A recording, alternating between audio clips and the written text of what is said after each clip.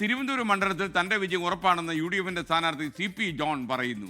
തെരഞ്ഞെടുപ്പിൽ UDF വൻ വിജയം നേടുമെന്നാണ് CP ജോൺ 24 പ്രതീക്ഷ പ്രകടിപ്പിച്ചത്.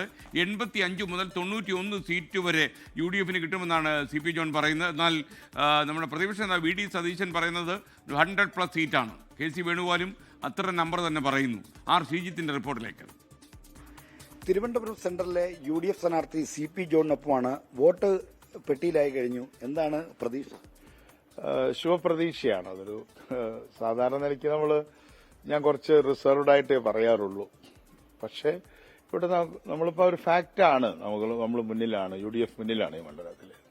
അതുകൊണ്ട് UDFന്റെ സ്ഥാനാർത്ഥിയായി ഞാൻ ജയിക്കണമല്ലോ. ഈ സാധാരണ CP ജോൺ ഒരു നല്ല സീറ്റ് കിട്ടണം, അല്ലെങ്കിൽ CP ജോണിനൊന്ന് ജയിച്ച് അസംബ്ലിയിൽ എത്തണം എന്ന് ആഗ്രഹിക്കുന്ന ധാരാളം ആളുകളുണ്ട്.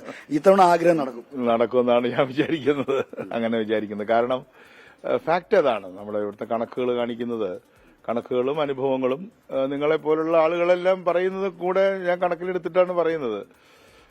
മറ്റ് മണ്ഡലങ്ങളെക്കാളും ഞാൻ മത്സരിച്ച ഒരു മണ്ഡലത്തിലേ മത്സരിച്ചിട്ടുള്ളൂ.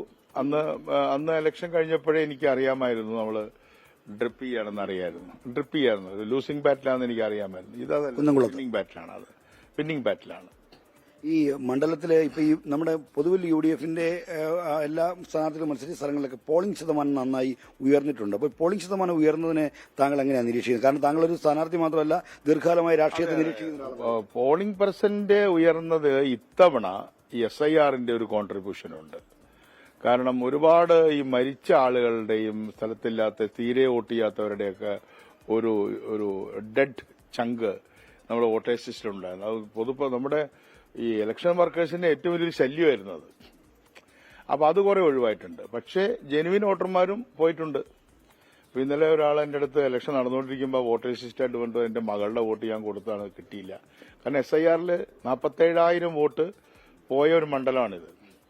ആ 47,000 വോട്ടിൽ തിരിച്ചു കൊടുത്തിട്ടുള്ള വോട്ടുണ്ടല്ലോ, ആ വോട്ടുകൾ 15-ന് ശേഷം കൊടുത്ത് വന്നിട്ടില്ല. 23 എന്നാണ് പറഞ്ഞത്, വന്നിട്ടില്ല.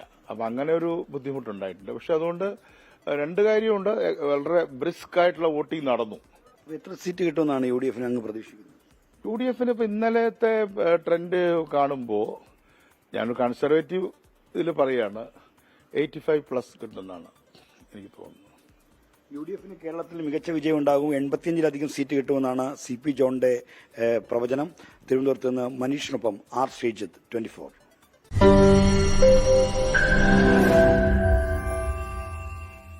ലോകത്തെവിടെയായാലും ഏത് സമയത്തും 24 വാർത്തകളും ഓഗ്മെന്റഡ് റിയാലിറ്റി പാക്കേജുകളും എക്സ്പ്ലെയിനറുകളും വിശദമായി കാണാൻ ഞങ്ങളുടെ YouTube ചാനൽ നിങ്ങൾക്ക് സബ്സ്ക്രൈബ് ചെയ്യാം.